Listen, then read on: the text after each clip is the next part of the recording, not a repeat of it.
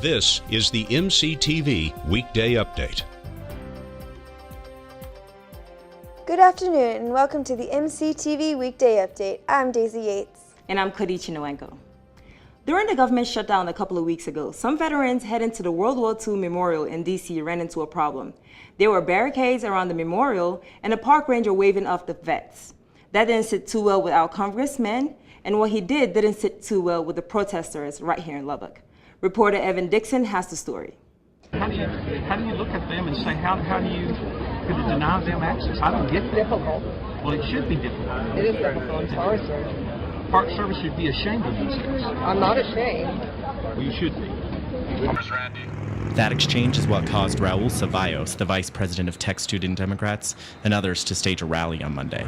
So right now what we're doing is we're asking for an official apology from Randy Nagelbauer. He's already spoken to numerous sources about this, but he has yet to apologize to either the park ranger or the constituents. We reached out to the congressman for that apology, but his spokesperson said he was unavailable for an interview because he was busy in Washington working to end the shutdown. He was frustrated, but he certainly, he did not intend to make it seem like it was that ranger's fault, because she's just doing her job. Say about Nagelbauer, we demand an apology. Vaughn told us that many in Washington believe the fences were put up in an attempt to make Republicans look bad. But for some at the protest, like Louise Sanders, they're just more frustrated with D.C.'s political games. It has been shut down by a small group of Republicans who didn't get their way, who are upset because we have an African-American president, who are upset because of the Affordable Care Act, who want to deny women their rights in terms of health and choice. That's the issue for me. Fences on the mall, they wouldn't be there if Congress had not shut down the government. While lawmakers in Washington were arguing over a budget, law students here at Texas Tech were getting along just fine. In fact, the Texas Tech Law Advocacy Team is the best in the state. The team won first place last week at the Mac Kid Administrative Law Moot Court Competition in Austin. Tech team members also won Best Oralist and Best Brief. Congratulations! And the College of Media and Communication is honoring some of its own this weekend. 5 outstanding alumni will be recognized Saturday morning at the McKenzie Market Alumni Center. Jules Andres is a PR professional with top agency experience. Dr. Todd Chambers is chairman of the Department of Journalism and Electronic Media. Brian Gordon worked for years for ABC Sports. Kathy Swafford worked as a print and broadcast journalist, and Alex Wells helped found a top ad agency in Dallas. Congratulations to all. There's more big news from the College of Media and Communication, a new iPhone app. As reporter Caitlin Sanamo shows us, all of the development was done right here at Texas Tech. Tonight at midnight, the College of Media and Communication is launching its newest and most helpful mobile component, the ComC app. Developed by ComC faculty and tech students, the app features campus maps, a staff directory, and advising appointment scheduling, among other useful elements. The app's developers are really excited that now you can listen to what's going on in here through the ComC app, on your phone, on the go. We're announcing our mobile app. That's what Dr. Randy Reddick is among those developers and says the app, one of the only of its kind on campus, is useful for not only students, but faculty, staff, and campus visitors as well. So there's a lot of things that are specifically college-oriented, and then there's a number of things that are just tech-oriented, campus-wide kinds of things. Andrew Byrne is a web design specialist and helped with the design elements of the ComC app. He says the app has opportunities for students to interact and see their own work featured. I guess one of the hardest things we had to balance was how to make this a college app and not something that was competing with the Texas Tech app, because we don't want to do that, and we probably wouldn't make it to the Apple Store with that. So one of the things we started with was the home screen, and we were like, how can we make this a feature people can see but get something out of? We actually decided to turn that into a photo competition. So students, anyone who's on campus, can take a photo with their phone, submit it, and each month we'll make a drawing and pick the best photo. And that will become the next background for the next month. And so something interactive for both our students who are really into mobile and photography, or anyone on campus who wants to get their name in an app as a contributor. The free app is only available for iPhone download through iTunes for now, but Reddick says he is looking forward to future developments that will bring it to the Android and add new elements along the way. I'm already looking forward to the next phase, what I want to see done that isn't in it. And this is some of the map-related things, because I think we have some really cool ideas. Some of the map things that didn't get done this time, I'm looking forward to being able to do. So if you really want to know what's happening, stay up until the clock strikes 12 tonight and be among the first to get the ComC app. For MCTV, I'm Caitlin Sinamo. Texas Tech Transportation and Parking Services recently hosted a free bike clinic outside the sub. Reporter Morgan Crump caught up with students who willed in for more information.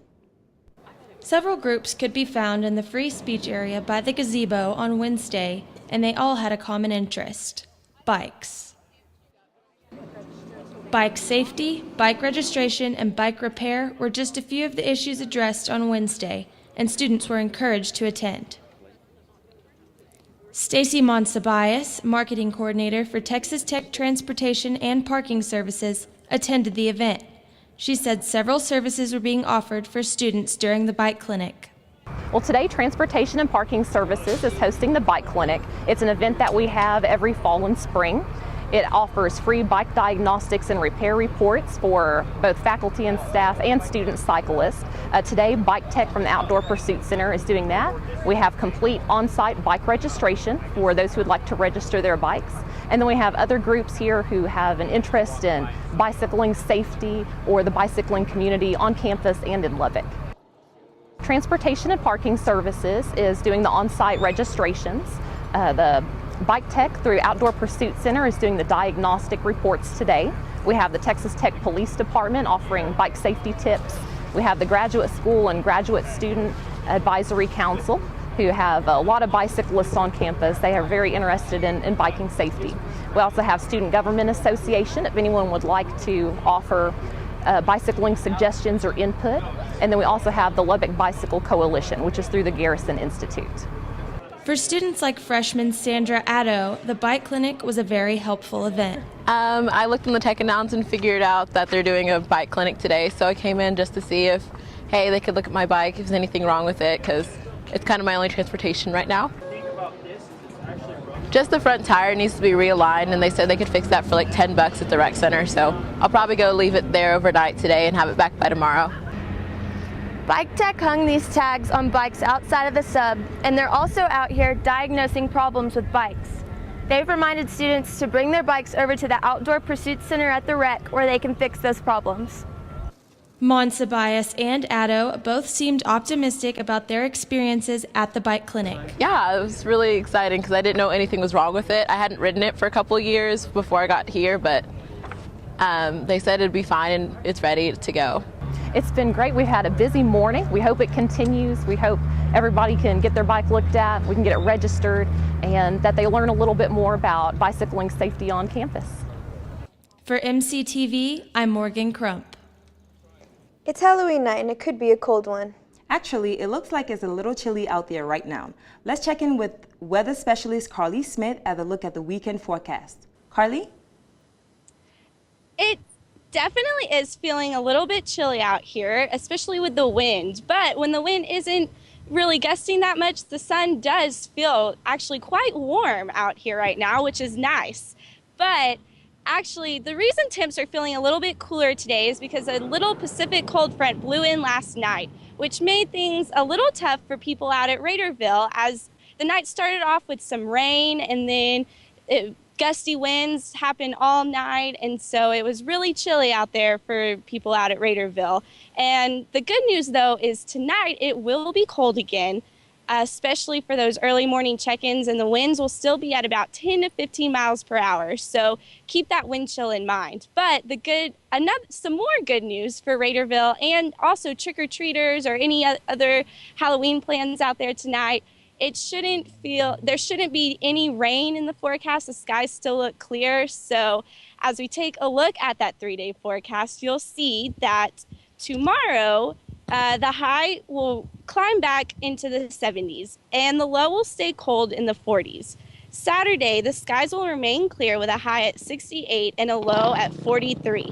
Sunday, we could see some clouds again and some rain with a high of only 60. So on that note, with that high of only 60, if you do enjoy cold weather, next week we could see our first true Arctic cold front blow through, making temps drop a little bit more than just a couple of degrees. Ladies, back to you. So Carly, what's the weather going to be like on kickoff? At kickoff, the weather, it's looking pretty nice. The skies still look clear, so there shouldn't be any rain or any delays.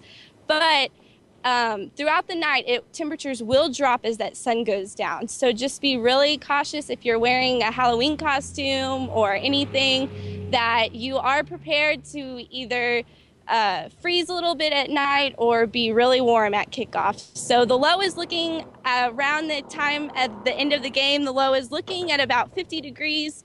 So just be ready. Thanks, Carly. The World Series is over and basketball is just getting started. Yeah, and don't forget college and pro football. It has already been a big week in sports. Thorn Compton is live in the Sports Center with lots of details. Thorn? Thanks, Daisy and Kodichi. It was a huge day in Sports Wednesday. I'm going to try not to yell this, folks, but the Boston Red Sox beat the St. Louis Cardinals 6-1 in Game 6 of the World Series. This was the first time Boston has clinched the World Series in Boston since 1918. The number 15 Red Raider football team is putting the finishing touches on their game plan with the number 18 Oklahoma State Cowboys heading into town. The game starts at 6 o'clock on Fox Sports 1, and head coach Cliff Kingsbury is expecting Oklahoma State to be a tough challenge. They're used to scoring points, do a great job coaching their receivers, their quarterbacks, their O-line, and so yeah, it's going to be a huge challenge. All three Texas NBA teams started their season off with a win on Wednesday. The Rockets took care of the Charlotte Bobcats 96-83. Dwight Howard had 17 points and 26 rebounds in his team debut. The Mavericks beat the Atlanta Hawks 118-109. Monte Ellis dropped 32 points in his first game in a Dallas uniform. And the Spurs took down the Memphis Grizzlies 101-94. The Texans and Cowboys both take the field Sunday. Cowboys take on the Minnesota Vikings at noon, and the Texans face the Indianapolis Colts in Houston in the 7:25 game Sunday night. Dallas hopes to get defensive end DeMarcus Ware back from injury, while Case Keenum will be making his first NFL home start for Houston. We have a busy sports weekend ahead of us. Get loud and get your guns up at the game this weekend. Back to you two in the studio. Thanks, Thorn. So how do you think the Raiders will do this weekend? I think if the crowd can get loud and Cliff can pull out all the stops, we should be able to leave with a win this weekend. Great, I'll be sure to get my guns up. That's all for this Thursday's edition of MCTV Weekday Update. Happy Halloween, everybody. Be sure to check ttuhub.net for more news, and we'll see you Monday.